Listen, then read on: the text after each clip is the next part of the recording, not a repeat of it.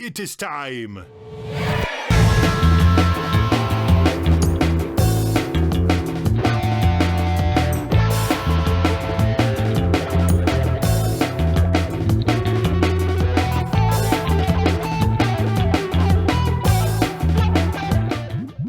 All right, Soulive. I got this chance to see these guys probably about 4 or 5 times when they came to the Norva in Norfolk.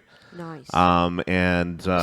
I've loved it because at that point in time, it was easy to get up in front of the stage. It was early on in their career, and I really, really just love watching how they play. Have you ever had a chance to see them, AC? Yeah, Soulive is definitely one of my favorite bands, like specific even to the scene. I mean, they're all three of them are great musicians.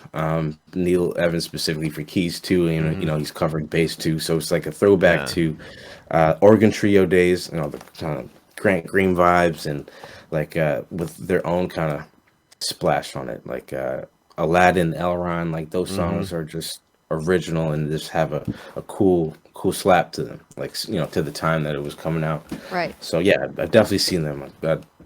I definitely have a bunch of love for those guys. I wish I got to see them. Oh yeah, they're really, really great, and they still play around. I still see new videos coming out from them all the time live, so they have a lot of cool guests with them as well. Neil Evans, like you're saying, the one thing I used to love watching him do is work those bass pedals while he's playing all the other insane stuff he's playing, and I was always just love how, like, to me, I don't know if this is the correct term, I always find it like a split brain thing. Like, I don't understand personally how to do that, and it always used to completely freak me out. It's like drums, but like way harder. Drums, because with a drum, like, you're just using your feet to play the kick and open the hi-hat, and like that's essentially all you're doing. Right. But like he's like trying to play notes on top of notes. It's And like, how does that even happen? Playing with the other guys what they're playing while also playing 2 different complete things. Yeah. And Right. Yeah. 3 different complete things sometimes. So let's go ahead and check it out. Let's hurry up and wait. No, we're not going to wait. We're going to listen to it. Soulive from Doing Something is this Hurry Up and Wait on Galaxy Jams Reacts.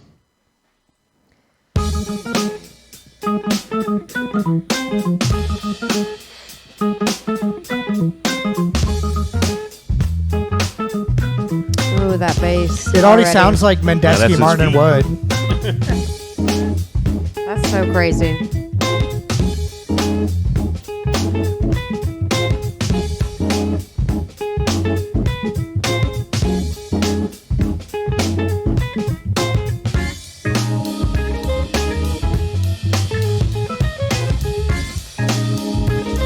I think this was this is the first Soulive song I heard. Oh, nice. Yeah.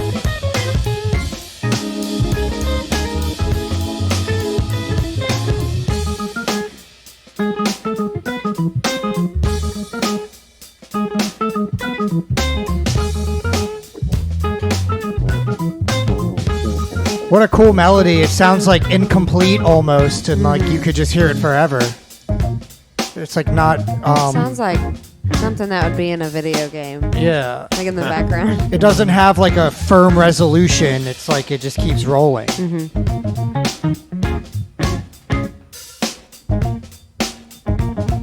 Bopping music. That snare is so tight.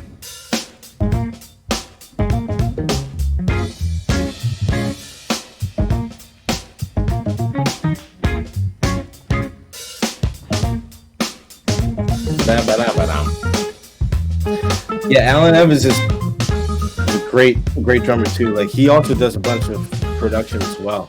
I know he was working with Carl Denton for a while. Oh, on some nice. stuff as well. But yeah, I mean, he's Incredible. great. Yeah. Ooh.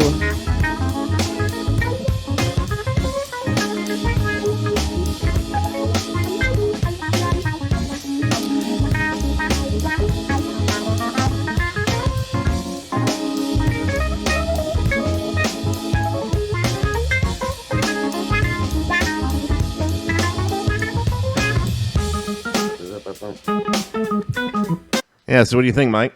I love how the guitar is just so sneaky in there because usually when you have like a 3-piece like this, the guitar is like everything, right? Takes the lead. And like I feel like the way that Eric Krasno is kind of like worming his way, even with like the melodies that he's doing and the way that he's backing up all the other instruments. It's like it kind of feels like he's filling in the gaps more than like being like the brick. Right. You know what I mean? Like he's being the mortar, which I think is a really unusual place for a guitar to be in a 3-piece that doesn't have vocals. It works though. It works so well in this case. Right. AC, do you remember how you first heard of Soulive or how they came onto your radar? Oh man, I don't know. I forget. I think it might have been Matt Jalbert. He might have. He's always pretty good on new music and finding good stuff. And like he put it out. I think he might have played it for me or played it for us one time back in high school. And kind of when these guys were kind of coming up, and then I know back in high school they have a song called 1 in 7, and it's like an odd meter kind of funky tune that they do. And like, we really liked that. I know we had covered that back in high school, so we were listening to a bunch of this kind of stuff. But, for in terms of like, what Kraz is doing too, it's like, these guys listen to Wes Montgomery, they listen to that kind of music, it's just like, and that jazz kind of, so it's right. A different kind of style and kind of what they're doing for the context of what the role is of the guitar, and where the melody sits and, or even how it's played, so it's cool that they're kind of paying, to me, like kind of homage to what's happened, but also it has this new kind of spin on it, right, which is cool. As far as the attitude and like how the snare hits and like right. the pocket where it is and how the hi-hat closes. It's just how crisp it is and yeah, like tight attitude it is. is a great like, word for it. Yeah, like the flair. It sits differently. Yeah. So it's just really cool. Yeah, and I feel like the drummer is right now like the definition of the term rock steady, really laying it down and not like being too frilly about it and like doing exactly what he's supposed to do, which I really appreciate as a drummer. Because like when I'm playing drums, like I want to do everything all the time, ghost notes, fills every single 10 seconds. Yeah, exactly. I want my hands to not stop moving, and it really takes so much effort to just like be in the pocket like that and be steady and like make that platform for the other people to shine. Which he does a great job. What did you think, Anna? I really enjoyed it. I agree that he's like kind of setting them up for greatness and that like he's really just hitting the notes and being the pedestal for those keys and the bass to come through. Just incredible. If you ever get a chance to see him live, they always, they'll jam out stuff. Like this song is usually, I think, like around 10 or 12 minutes long. Right. And they just Love go that. crazy. And I can imagine. Yeah, the guitar player just starts just going insane. And he's like one of those guitar players you love to watch because he's so emotional when he's doing it. And he's just making the faces, and you feel him come through his guitar, which is always a very cool thing to watch. Yeah, I love watching people do that. Let's get back into it. Yeah.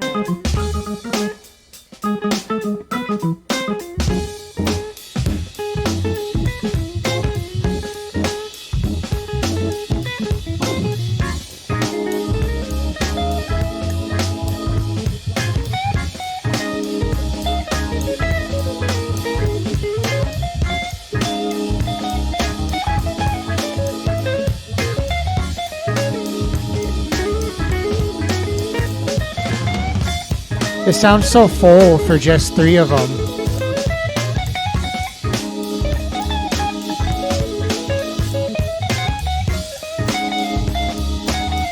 Yeah, I really like that guitar, how it kind of creeps up on you.